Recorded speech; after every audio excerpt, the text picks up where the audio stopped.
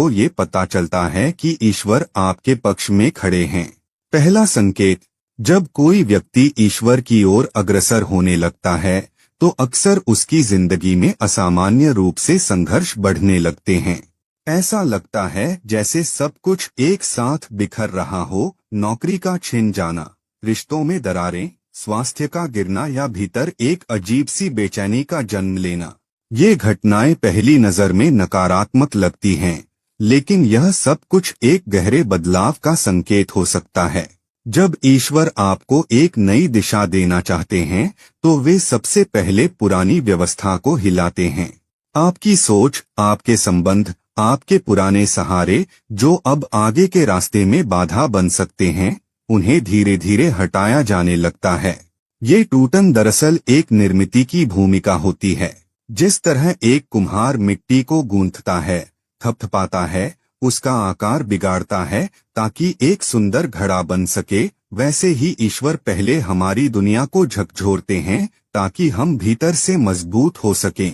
इसलिए जब जिंदगी में सब कुछ उथल पुथल हो तो घबराइए मत। यह ईश्वर की छिपी योजना हो सकती है जो आपको साधारण से असाधारण की ओर ले जा रही है। दूसरा संकेत, जब आत्मा भीतर जागने लगती है तो सबसे पहला बदलाव हमारे विवेक में आता है। जो बातें पहले सामान्य लगती थीं, जैसे झूठ बोलना, गुस्सा करना, आलोचना करना या किसी का अपमान करना, अब भीतर चुभने लगती हैं।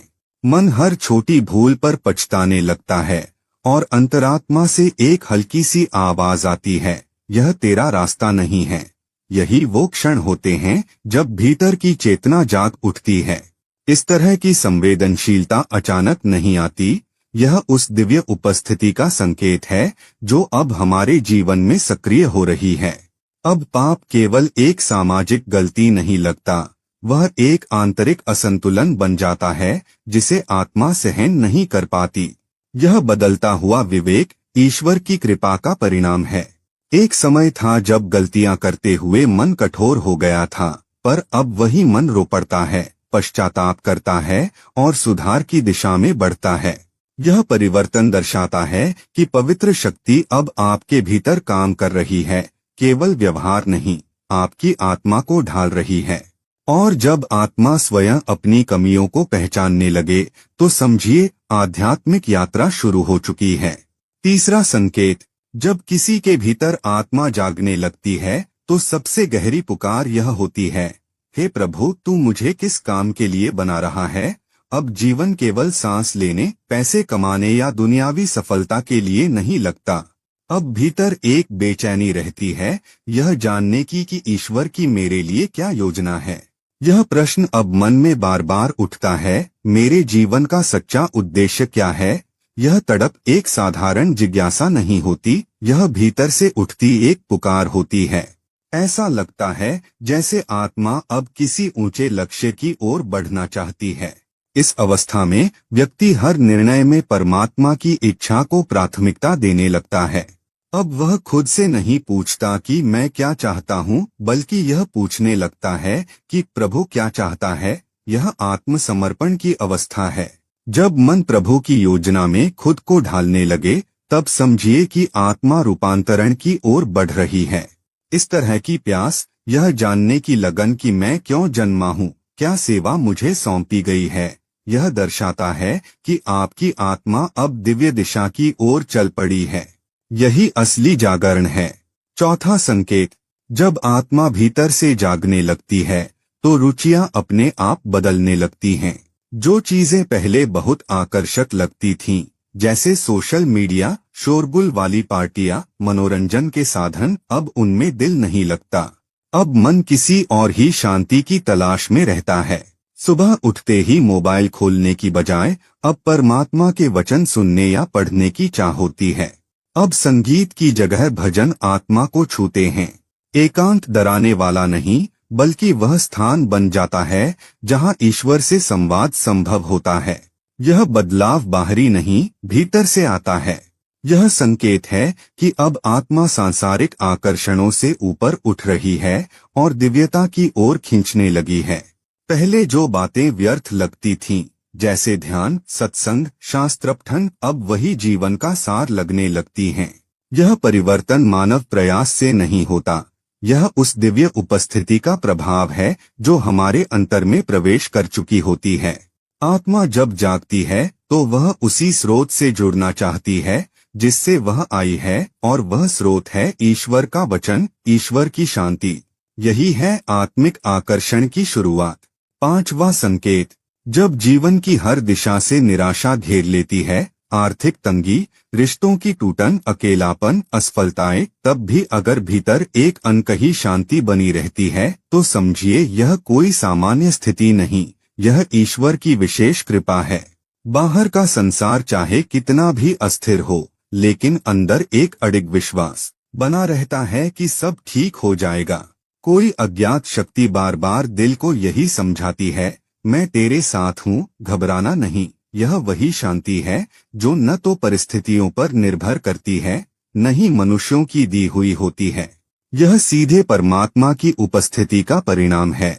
जब ईश्वर हमारे जीवन में सक्रिय होते हैं, तब मनुष्य हर तूफान में भी स्थिर रहना सीख जाता है। आंसू आंखों में हो सकते हैं, लेकिन आत्मा में विश्वास की लौ जलती रहती है। यह संकेत इस बात का प्रमाण है कि आप सिर्फ धर्म में नहीं, बल्कि एक जीवंत ईश्वरीय संबंध में प्रवेश कर चुके हैं।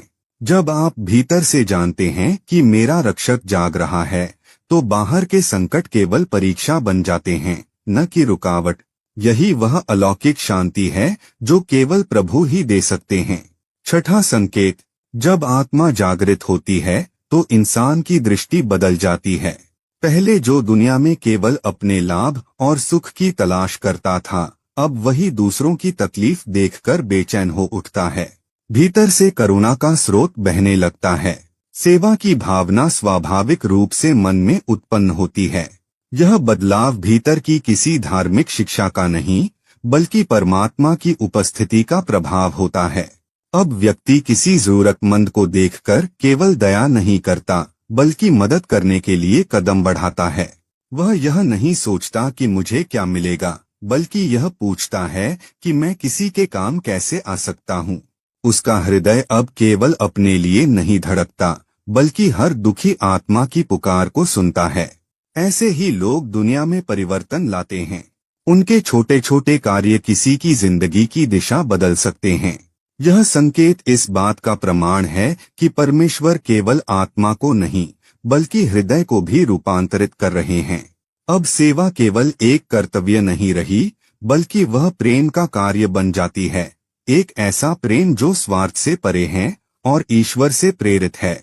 7वां संकेत, जब कोई आत्मा जागने लगती है तो ब्रह्मांड बोलने लगता है और परमेश्वर के संदेश हर दिशा से आने लगते हैं। आप कोई सवाल दिल में रखते हैं और अचानक किसी भजन, प्रवचन, किसी मित्र की बात या एक वचन के माध्यम से उत्तर मिल जाता है। आप हैरान रह जाते हैं, मैंने तो ये बात किसी को बताई भी नहीं, फिर ये उत्तर कैसे मिला? यही है दिव्य पुष्टि। जब परमेश्वर आपके जीवन की दिशा तय करते हैं, तो वह आपके हर प्रश्न का उत्तर अपने तरीके से देने लगते हैं।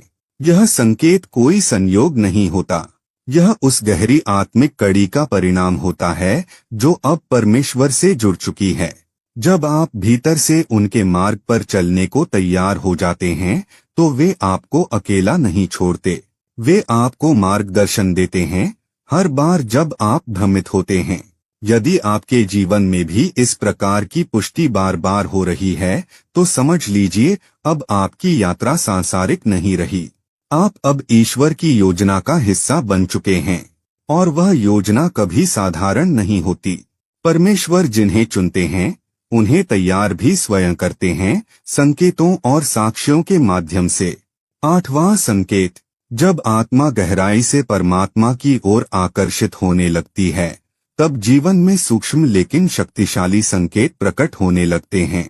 ये संकेत कभी किसी किताब के पन्ने से निकलकर आते हैं, कभी किसी अनजान व्यक्ति के शब्दों में, तो कभी किसी पुराने गीत या वीडियो में छिपे होते हैं। आपको लगता है मानो यह उत्तर सिर्फ आपके लिए था।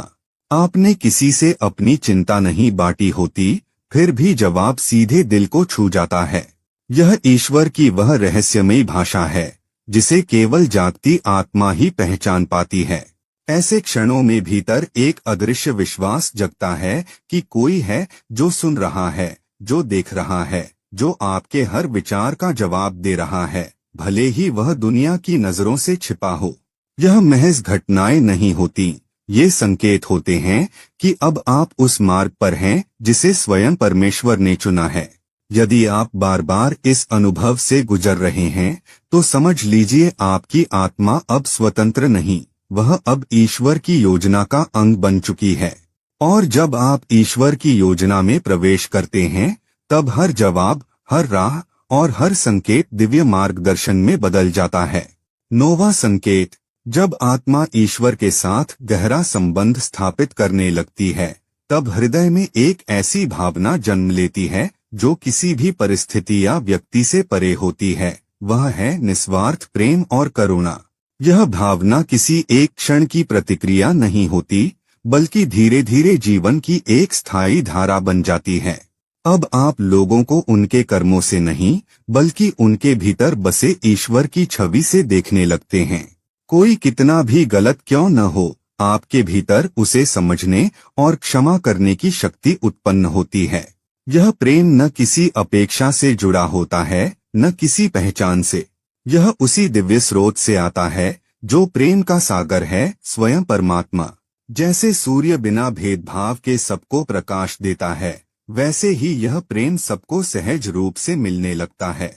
जब यह भावना जागती है तब आप सिर्फ अपने लिए नहीं, बल्कि पूरे जगत के लिए जीने लगते हैं। यदि आप इसे अनुभव कर रहे हैं तो यह संकेत है कि परमात्मा की कृपा आप पर है। अब आपको केवल अपने हृदय को खुला रखना है और इस दिव्य प्रेम को जीवन के हर क्षण में प्रकट करते रहना है। यही सच्ची आध्यात्मिकता है।